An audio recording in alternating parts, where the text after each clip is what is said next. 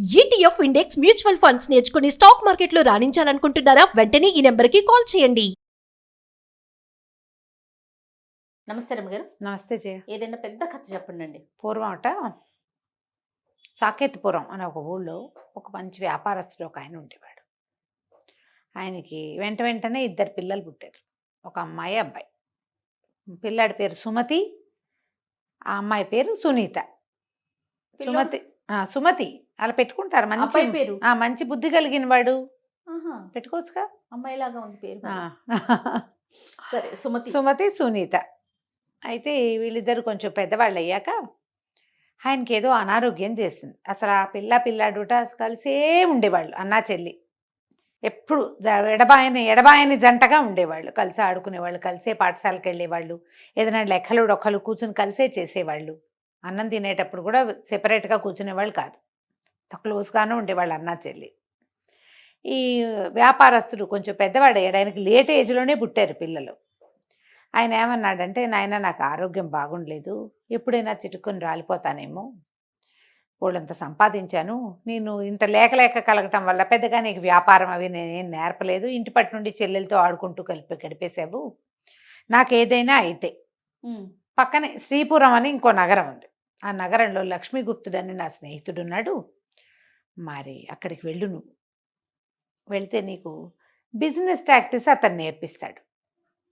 చక్కగా వ్యాపారం అభివృద్ధి చేయటం, కూర్చుని తింటే ఏముంది, సొమ్మంతా కరిగిపోదు, పిల్ల పెళ్ళి కూడా ఒకటి చెయ్యాలి నువ్వు అని తండ్రి బాగా బోధించాడు. సరేనని అన్నా చెల్లి ఇద్దరు ఒప్పుకున్నారు. చెప్పినప్పుడు కొన్నాళ్ళకి నిజంగానే ఆయన నిద్రలో ప్రాణం విడిచాడు. సరే, కుర్రాడు ఏం చేశాడు, చుట్టుపక్కల వాళ్ళని వీళ్ళని స్నేహితుల్ని అందరినీ కూడగట్టుకుని చుట్టాల పక్కలతోటి తండ్రికి ఉత్తర క్రియలు అవి చేసి చక్కగా దానం ధర్మం అన్నీ గ్రాండ్గా చేశాడు. తండ్రి మరణించిన తర్వాత ఈ కథలు ఇవన్నీ వ్యవహారాలన్నీ కార్యం కరామతు అయిపోయాక ఒకరోజు అన్నాడు, చెల్లాయి చాలా ఖర్చు అయిపోయింది డబ్బు, ఇక మనం ఉన్న వాటితోటి ఉండాలి, నాన్న చెప్పినట్టుగా నేను వ్యాపారపు మెళకువలు నేర్చుకుంటా, వెళ్ళి నువ్వు ఇక్కడుండు, నేను శ్రీపురం వెళ్తానని అన్నాడు. పిల్ల పాపం బాగా ఏడ్చింది, నువ్వు లేకుండా నేను ఉండగలనా, ఒక్కదాన్నే ఉంటానా, ఎట్లా ఉంటాను ఇంట్లో అంటే, అలా కాదు, మరి ఇప్పుడు మన ఇద్దరం వెళ్ళి వాళ్ళు ఎవరింటికో వెళ్తే బాగుండదు, చూడు, కొంచెం కొత్త వ్యాపారము లేదా పాత వ్యాపారపు మెలకువలో నేర్చుకుని ఒక 5-6 నెలల్లో తిరిగి వచ్చేస్తాను అని చెల్లెలకి బాగా నచ్చజెప్పి ఏం చేశాడు, ఒక చిత్రకారుణ్ణి పిలిచి తనదో చిత్రపటం చెల్లెలదో చిత్రపటం గీయించాడు.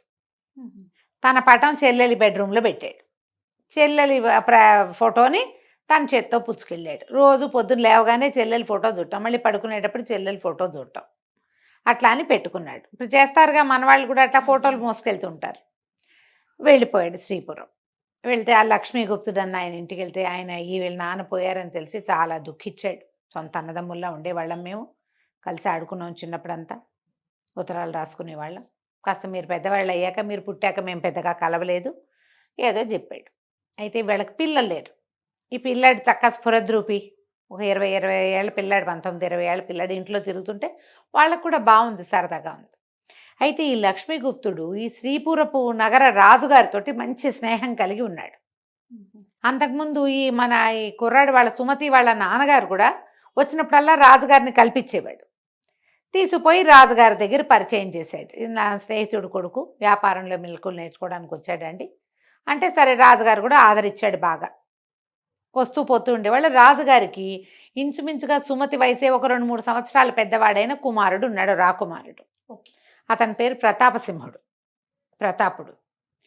ప్రతాపుడికి ఈ సుమతికి ఫ్రెండ్షిప్ కలిసింది. పిల్లాడు యాక్టివ్గా ఉన్నాడు, తెల్లగా చక్కగా ఉన్నాడు.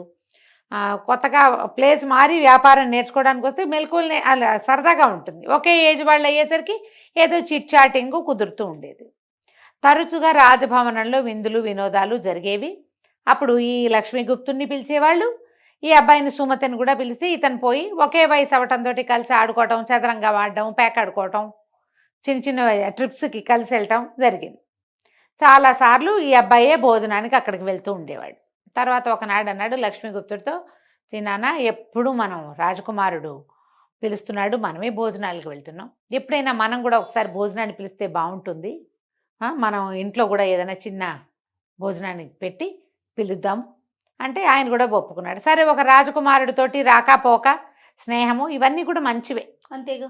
సరే చిన్న వయసు కుర్రాడు, సొంత కొడుకులాగా చూసుకుంటున్నారు వీళ్ళు. ఒప్పుకున్నాడు. ఆయన ఏం చేశాడు, రాకుమారుని ఒకరోజు ఈ సుమతి పుట్టినరోజు నాడు భోజనానికి రమ్మని పిలిచాడు. పిలిచి రాజభవనం నుంచి తమ ఇంటి దాకా వచ్చే దారంతా చక్కగా చాపలు పరిపించి ఆహ్వానించి చాలా బాగా గ్రాండ్గా సకల మర్యాదలు మర్యాదలు చేశారు. మర్యాదలతోటి ఆ పూట ఏమైంది, బాగా కబుర్లు చెప్పుకున్నారు, మధ్యలో ఆటలాడారు, సరదా ఆటలాడారు, ఎవరో చుట్టాలు కూడా వచ్చారు. ఈ సందట్లో బాగా చీకటి పడింది. అది కరెంటు లేని కాలం కదా, కొంచెం చలికాలం కూడా. చీకటి పడేసరికల్లా రాజకుమారుడికి కొంచెం జలుబు సమస్య ఏదో ఉంది. ఈ చల్లగాలికి బయటికి వెళ్ళటం ఎందుకు, ఈ పూట ఇక్కడే పడుకుందు కానీ అని చెప్పి చెప్పారు. రాకుమారుడు కూడా ఒప్పుకున్నాడు. ఒప్పుకొని ఈ సుమతి గదిలోనే రాకుమారుడి పడక కూడా ఏర్పరిచారు. అది పెద్ద విశాలమైన గది. లక్ష్మీగుప్తుడు కూడా చాలా గొప్పగా డబ్బులు ఉన్నవాడు, చాలా పెద్ద వ్యాపారస్తుడు. ఆ కాలంలో వ్యాపారస్తులు రాజులు స్నేహంగా ఉండేవాళ్ళు. మనం చాలా కథల్లో చూస్తాం, అది రాకపోకలు ఉండేవి. అయితే ఈ గదిలోకి వెళ్ళిన తర్వాత పడకలు అరేంజ్ చేశారు. పడుకునేటప్పుడు సుమతి 2 నిమిషాలు వెళ్ళి తన చెల్లెలి చిత్రపటం దగ్గర నిలబడ్డాడు.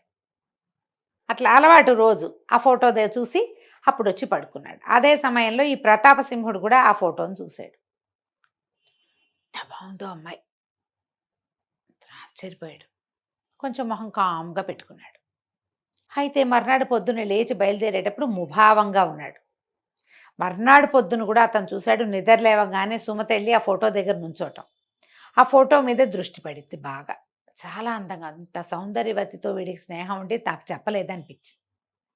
రాకుమారుడు అన్నాడు, ఏమోలే నువ్వు ఇంతకాలంగా స్నేహంగా ఉంటున్నావు, నువ్వు అన్ని రహస్యాలు దాచిపెట్టుకుంటున్నావు, నీ సంగతులు ఏవి నాకు చెప్పలేదు, మా సంగతులన్నీ నీకు తెరిచిన పుస్తకంగా ఉన్నాయి, నువ్వు రమ్మంటే మీ ఇంటికి భోజనానికి కూడా వచ్చాను, నీకు అన్ని రహస్యాలు అన్నాడు. అనేసరికి సుమతి ఆశ్చర్యపడి, రహస్యమేం లేదే, నాకు సొంత సంగతులు ఏం లేవు, మీకు తెలియంది అసలు లేదు, నేను అట్లా దాచేవాడిని కాను స్నేహితుల దగ్గర అంటే. మరి దాచకపోవటం ఏంటి, నీ గదిలో ఉన్న ఒక ఫోటో ఉంది కదా, నాకు ఆ సంగతి ఎప్పుడూ చెప్పలేదు అన్నాడు రాకుమారుడు. అనేసరికి ఎందుకు చెప్పలేదు, నేను నీకు చెప్పాను, నాకు ఒక చెల్లెలు ఉంది సునీత, నేను ఊర్లో వదిలిపెట్టి వచ్చాను, చెప్పే కదా, సునీతే ఈ పటంలో ఉంది అనగానే ఇతనికి అంతకుముందు ఏమనిపించింది, ఎవరో సౌందర్యవతి ఫోటో వీడికి స్నేహితురాలై ఉంటుందని అనిపించింది.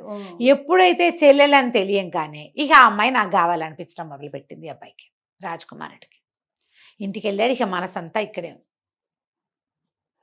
రాజుగారు 1-2 రోజుల్లో గమనించాడు, కొడుకు సరిగా భోజనం చేయటం లేదు, ముభావంగా ఉంటున్నాడు, ఏమిటి అని నిలదీసి అడిగారు. అడిగేసరికల్లా ఇతను ఏమన్నాడు, నా మనసు ఒక అమ్మాయి మీద పడింది, మరి సుమతి చెల్లెలు సునీత, నాకు ఆ అమ్మాయి కావాలి, ఆ అమ్మాయితో నాకు పెళ్లి చేయండి అని అడిగాడు. రాజుగారు ఆశ్చర్యపోయారు. కానీ రాణిగారిది, నీ బుద్ధి లేదా, నువ్వు రాజకుమారుడివి, రాకుమార్తెని పెళ్లి చేసుకోవాలి, ఒక రాజ్యం మనకి కలిసేలాగా చూడాలి, అంతే కదా జరిగేది, మనం క్షత్రియులం, క్షత్రియ కన్యను చేసుకోవాలి, పోనీ తప్పి తగిలి వేరే వాళ్ళని చేసుకుని క్షత్రియ కన్యను చేసుకోవాలి, రాజకుమార్తె కాకపోతే వ్యాపారస్తుల పిల్లని చేసుకోవటం ఏమిటి, అట్ట పనికిరాదని ఆవిడ గట్టిగా మందలించింది. కానీ ఆ అబ్బాయి పట్టిన పట్టు విడవల. కాదు, నేను చేసుకుంటే ఆ పిల్లనే చేసుకుంటానని పట్టాడు. దాంతో ఇక రాజుగారు ఏమనుకున్నారు, వీళ్ళు ఏం తక్కువ వాళ్ళు కాదు, లక్ష్మీగుప్తుడు చాలా కాలంగా స్నేహితుడు, అతను పెంచుకుంటున్నాడు సుమతిని, సునీత కూడా అతని కూతురే అయినట్టు, వీళ్ళకి సాకేతపురంలో బోళ్ళంత ఆస్తి స్వాస్తి వ్యాపారము ఉన్నాయి, 2 నగరాల వ్యాపారస్తులు మన చేతిలో ఉంటారు, ఇది మంచిదే అని ఆలోచించుకుని సరేనని లక్ష్మీగుప్తుని కేకేశారు. మీ సుమతి చెల్లెలు సునీత పటం చూశారు రాజకుమారుడు, ఆమె పిల్లని చేసుకుంటానంటున్నాడు, మీ ఉద్దేశం ఏంటంటే వాళ్ళు ఎగిరి గంతేశారు. రాజుగారితో బియ్యం అంటే చిన్న సంగతే, అదే కదా, మాకేమీ అభ్యంతరం లేదు, మా చెల్లి బంగారు తల్లి అన్నాడు ఇతను. స్నేహితుడు బావ మారుతవుతుంటే సంతోషమే కదా, పెళ్ళి ఓకే. సరే, అయితే ఏమైంది, వీళ్ళకి రాజుగారికి కొంచెం ఒక యంగ్స్టర్ మంత్రి ఒక అతను ఉన్నాడు, యంగ్వాడు, రాజకుమారుడి కంటే కొంచెం పెద్దవాడు, నాగమనాయకుడు అతని పేరు, నాగులు అని పిలిచేవాళ్ళు. ఆ నాగుల్ని పిలిచి, ఏమోయ్ మరి రాజకుమారుడి వివాహం కుదిరింది, ఆ పిల్ల ఎవరంటే మన సుమతి వాళ్ళ చెల్లెలు, ఆ ఊర్లో ఉంటారు, సాకేతపురంలో ఉంటారు, పెళ్ళి ఏర్పాట్లు చెయ్యి అని చెప్పాడు. చెప్పేసరికి అలా వీరికి ఏం పుట్టింది, ఆ పిల్ల పటం చూసే ఇతను పెళ్లి చేసుకుంటానన్నాడు, పటంలోనే మహాద్భుత సౌందర్యవతి, నిజంగా ఎంత బాగుంటుందో, రాజుగారికి వ్యాపారస్తుల పెళ్ళెందుకు, అంత అంతగతి అయితే మనమే చేసుకోవచ్చు కదా, మనకి వాళ్ళకి సరిపోతుంది, మనము చిన్నప్పుడు వ్యాపారస్తులమే అని ఆ పిల్లని తను చేసుకోవాలని పుట్టింది. ఫోటో కూడా చూడాల, ఊరి అందగత్తె అని తెలుసుకున్నాడు. పిల్ల అందమైంది, అందుకే ఈ అబ్బాయి పడ్డాడు. ఏమన్నాడు, అదేంటండి మనం అట్లా చేసుకోవటము, నేను ఈ సాకేతపురంలో మీరు కోడలుగా చేసుకుందాం అనుకుంటున్న పిల్లకి చాలామంది ప్రియులు ఉన్నట్టు నాకు వార్త ఉందండి అన్నాడు. అనేసరికి రాజుగారు తోక తొక్కిన తాచలాగా లేచాడు. అవురవురా, ఇలాంటి పిల్లని మాకు అంటగడదామని చూస్తున్నారా వీళ్ళు అని వెంటనే లక్ష్మీగుప్తుడికి ఆ అబ్బాయికి ఆ సుమతికి కబురు చేశాడు. వాళ్ళు రాగానే చెర పోట్లాడాడు.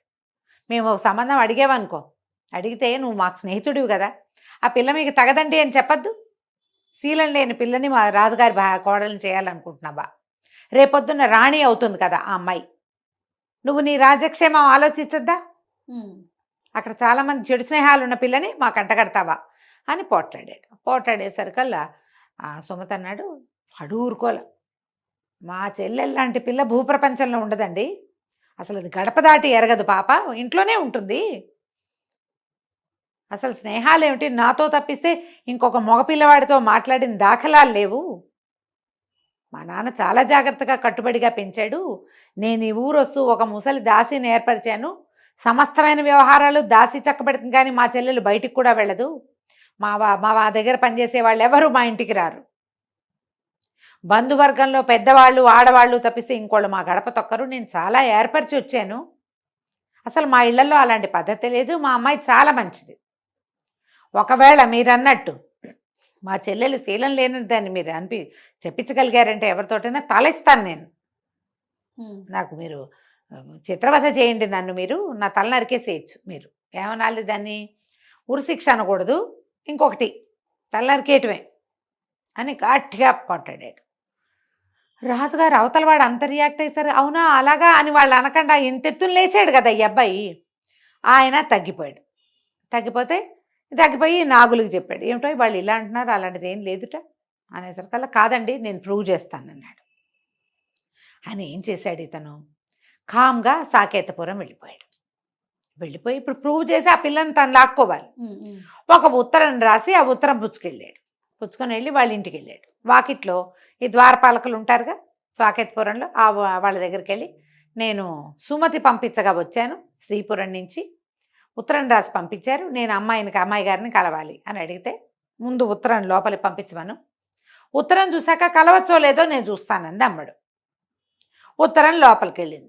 ఆ పిల్ల ఉత్తరం చూడగానే ఇది మా అన్నయ్య రాత కాదు, మా అన్నయ్య సంతకం కాదు, వీడెవడో పంపే బయటికి, నేను చచ్చినా గలవనని ఆ ఉత్తరం వెనక్కి తిరక్కొట్టేసి ఊరుకున్నాడు. రెండో ప్రయత్నం ఏం చేశాడు, ఆ ఇంట్లో పనిచేసే దాసి ఉంది కదా, ఆ దాసికి ఎత్తుకెత్తు బంగారం ఇస్తానని ఆశపెట్టి ఈ సునీతది ఒక ఉంగరం తెప్పించాడు, ఆ అమ్మాయికి వేలికి పెట్టుకుంటుంది, అభ్యంగనానికి వెళ్ళేటప్పుడు మొత్తం వస్తువులన్నీ ఊడ్చి పక్కన పెడతారు కదా, ఆ ఊడ్చి పక్కన పెట్టినప్పుడు ఉంగరం సంగ్రహించుకొచ్చేసింది దాసి, అది ఈ నాగులకి అప్పచెప్పింది. అతను అది అరిచేతిలో ఎంత బరువు ఉందో అంత బంగారం ఇస్తానన్నాడు, ఇంకా ఎక్కువ ఇచ్చాడు, 2 గుప్పెళ్ళ బంగారపు కాసులు ఇచ్చి, ఉంగరం ఎంత ఉంటుంది, అరతొలం కూడా ఉండదు కదా, ఇంత బంగారం ఇచ్చి వస్తువులు చేసేసుకున్నాడు. అక్కడి నుంచి ఆ ఉంగరం పుచ్చుకొని తీసుకుపోయి రాజుగారికి చూపించాడు. శ్రీపురంలో చూపించి, ఇదిగోండి నాతో గడిపింది ఈ అమ్మాయి, నాతో గడిపినందుకు గుర్తుగా తన ఉంగరాన్ని ఇచ్చింది, ఈ ఉంగరం చెల్లెలదా ఉందో అవునో కాదో మీరు సుమతిని కనుక్కోండి. ఆ సుమతిని పిలిస్తే అతనికి కూడా అలాంటి రాయి ఉన్న ఉంగరమే ఉంది, దగ్గర పిల్లలు కదా వాళ్ళు, ఒకటే రకంగా చేయించారు, ఉంగరాన్ని గుర్తుపెట్టాడు. నిర్ఘాంతపోయాడు, మా చెల్లెలు ఇంత పని చేసిందా, లేకపోతే దాని ఉంగరం వీడెవడికో ఎలా వస్తుంది, దుఃఖించి మా నాన్న పెంపక లోపమో నా సహవాస లోపమో ఇలా జరిగింది, మీరన్నట్టుగానే నా కుత్తుకని కత్తికిస్తాను, నన్ను చంపేయచ్చు మీరు అని చెప్పి తనే రాజు దగ్గర లొంగిపోయాడు. పొరపాటున ప్రవర్తన బాగుండలేని మా పిల్లని రాజకుమారుడికి ఆఫర్ చేసినందుకు ఈ శిక్షను నేను అనుభవించడానికి సిద్ధంగా ఉన్నాను అని. లక్ష్మీగుప్తుడికి ఏం చేయాలో తెలియలా. ఎందుకంటే ఈ కుర్రాన్ని కూడా 20 ఏళ్ళు వచ్చాక చూశాడు. ఆ పిల్లని ఆయన అసలు చూడనే లేదు. తన స్నేహితుడి మీద ప్రగాఢమైన విశ్వాసం ఉంది. పిల్లలు చెప్పలేకపోతున్నాం ప్రవర్తనలు ఈరోజు. ఆయన దుఃఖపడ్డాడు. రాజుగారు అన్నారు, నీ అంతటి నువ్వు దీనికి ఒప్పుకున్నావు కాబట్టి నీకు 1 వారం గడువు ఇస్తాను. ఏదైనా నీకు కోరుకుంటే అది చెయ్యి, అది ఏర్పాటు చేసుకోను అనేసరికి ఆయన చెల్లెలకు ఉత్తరం రాశాడు. అబ్బాయి సుమతి రాసి పంపించాడు. ఈ ఊరు నుంచి ఆ ఊరు వెళ్ళటానికి ఒక 5-4 రోజులు పడుతుంది, 3 రోజులు. ఏమని రాశాడంటే, మన ఇద్దరం కలిసి పుట్టాం, కలిసి పెరిగాం. నాకు తెలియని ఒక కోణం నీ జీవితంలో ఉండటమే నాకు ఆశ్చర్యంగా ఉంది. వారం రోజుల్లో చనిపోబోతున్నాను. నీ ఉంగరం చూశాక నేను హతాశుణ్ణైపోయాను. కొన్ని రోజుల్లో చనిపోతాను నేను. ప్రవర్తన బాగు చేసుకుని జీవితం హాయిగా ఉంచుకో అని రాసేసరికి ఆ ఉత్తరం వచ్చింది. ఇది రాజుగారి అన్నయ్య పంపించాడు. వాకిట్లో నుంచే ఉత్తరం చూసింది. అన్నయ్య హ్యాండ్ రైటింగ్ గుర్తుపెట్టి లోపలికి తీసుకుపోయింది ఉత్తరం. చదివేసరికి నిర్ఘాంతపోయింది. నా ఉంగరం చూడటం ఏమిటి, నా ప్రవర్తన బాగుండకపోవటం ఏమిటి? అమ్మాయి ఆలోచించడం మొదలెట్టింది. కొద్ది రోజుల క్రితం ఒకడు వచ్చాడు, అన్నయ్య రాసిన ఉత్తరం అని. ఆ ఉత్తరం అన్నయ్య రాసింది కాదు. కానీ వాడొచ్చి వెళ్ళిన తర్వాత ఒక 3-4 రోజుల్లో నా ఉంగరం పోయింది. ఎంత వెతికినా దొరకల.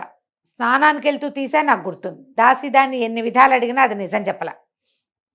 ఈ ఉంగరం బయటికి వెళ్ళిందా, అది ఏమైనా అన్నయ్య ప్రాణాలకి ప్రమాదం తెచ్చిపెట్టిందా? ఏదో జరుగుతోంది ఇక్కడ. ఈ పిల్ల వెంటనే బండి పిలుచుకుని శ్రీపురం వెళ్దామని వెళ్ళిపోయింది. వెళ్తే ఎక్కడికి వెళ్ళాలి, ఏం చేయాలి? ఆ ఊరి మొగదలలోనే వధ్యస్థానం ఉంది. వధ్యశిలలు ఉన్నాయి అక్కడ. ఇదే ఇలా శిక్షలు వేసిన వాళ్ళు. ఎక్కడైతే ఈ అబ్బాయికి శిక్ష అమలు జరుగుతోందో అక్కడ కనపడింది ఆ అమ్మాయికి. రథం దిగి పరిగెత్తుకుంటూ వెళ్ళేసరికల్లా ఏడుస్తూ నుంచుంది అక్కడ. అదే టైంకి రాజు మంత్రి ఇద్దరు వచ్చారు, దగ్గరకు వచ్చారు. వస్తే ఈ పిల్ల వలవలా ఏడుస్తూ నుంచుంది. అడిగింది ఏం జరిగింది ఏమిటంటే, ఈ పిల్లకి మొత్తం కథ అంతా తెలిసిపోయింది. ఈ అమ్మాయి ప్రవర్తన మంచిది కాదని మంత్రి రుజువు చేశాడు. ఉంగరం తెచ్చి చూపించాడు. అమ్మాయికి అర్థమైంది. అయితే అన్నయ్య పేరుతో ఉత్తరం రాసి పట్టుకొచ్చిన వాడే. ఆ ఉంగరం కూడా తన దగ్గర నుంచి కొట్టేశాడు. తెలివిగా చేశాడు ఎవడో ఈ పని.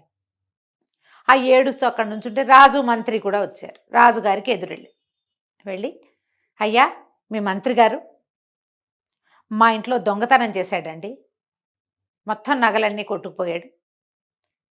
ఆ నగల కోసం వచ్చాను, నాకు న్యాయం చేయండి అనేసరికల్లా ఈయనకున్న మంత్రి ఎవరు? ఈ నాగులే పక్కన నుంచునేసరికల్లా ఆ మంత్రి ఏమయ్యా అని రాజుగారు మంత్రి వైపుకి తిరిగాడు. ఇంకా ఇక్కడ సీన్ నడుస్తోంది. ఈ అబ్బాయిని మెండరకడానికి సిద్ధంగానే ఉంది అక్కడ. ఏమయ్యా అని మంత్రి వైపు తిరిగేసరికి మంత్రి అన్నాడు, ఇంకా నయం, అసలు ఈవిడెవరండి, నేను ఎప్పుడూ చూడలేదు జీవితంలో. వీళ్ళింటికి నేను వెళ్ళటం ఏమిటి, వాళ్ళ బంగారం నేను దొంగిలించడం ఏంటండి, అది ఎవరితో కూడా నాకు తెలీదు, నేను కంటితో కూడా చూడలేదన్నాడు. ఈ అమ్మాయి వెంటనే అడిగింది, మరి కంటితో చూడని నాతో నువ్వు స్పెండ్ చేసావు, నేను నీకు ఉంగరం కూడా ఇచ్చే కదా, మరి నన్ను కంటితో కూడా చూడలా నువ్వు, కానీ నా ఉంగరం మాత్రం నీ దగ్గరకు వచ్చింది, ఎలా వచ్చిందో చెప్పు అని అడిగి. రాజు ఆశ్చర్యపడి ఉంగరం ఏమిటన్నాడు. అని ఎవరమ్మా నువ్వు అన్నాడు. మీ మంత్రి గారు తిరుగుపోతాని ముద్రేసిన సునీతనండి, ఈ సుమతి చెల్లెల్ని. ఇతను ఎవరో కూడా నేను చూడలేదు. నా ఉంగరం సంపాదించి ఒట్టి ఉంగరపు గుర్తు మీద నన్ను తిరిగిపోతం చేశాడు, మా అన్నని చావుకు తీసుకొచ్చాడు, సమాధానం కావాలి నాకు దీనికి అని అడిగేసరికి అలా రాజు మంత్రికి వేస్తే మంత్రి మొహం తెలా పోయింది. రాజుగారు చాచి కొట్టాడు. ఏం జరిగింది, ఏం చేసావు నువ్వు, ఎందుకు ఇలా జరుగుతుంది అనేసరికి బయటపడిపోయింది. ఈ నాగులు ఎవరిని నమ్మల. అతను ఏం చేశాడు, తనే స్వయంగా ఎవరికీ తెలియకుండా, మూడో కంటి వాడికి తెలియకుండా ఇది చేద్దాం అనుకున్నాడు. ఈ పిల్ల అక్కడే ఉండిపోతుంది. చల్లగా తను ఎప్పుడో వెళ్ళి మీ అన్నయ్య స్నేహితుడిని రాజుగారు అన్యాయంగా ఉరి తీశాడని పిల్లని పెళ్లి చేసుకొచ్చేద్దాం అనుకున్నాడు. ఇంకో రకంగా నరుకు రావచ్చని భావించి ఈ పని చేశాడు. ఇతన్ని ఉరిదీస్తారని అతను నమ్మల, అనుకోలా. కానీ అలా జరిపోయింది. పోయింది. వీళ్ళు లేకపోతే ఏమిటి, మనకు అందమైన పిల్ల కావాలి. రాజుగారికి వెంటనే జరిగిందంతా తెలిసిపోయింది. తెలియగానే ఆయన ఏం చేశాడు, ముందు అతను దీని నుంచి తప్పించండి, మధ్యస్థానం నుంచి అని మధ్యస్థానం నుంచి తప్పించారు.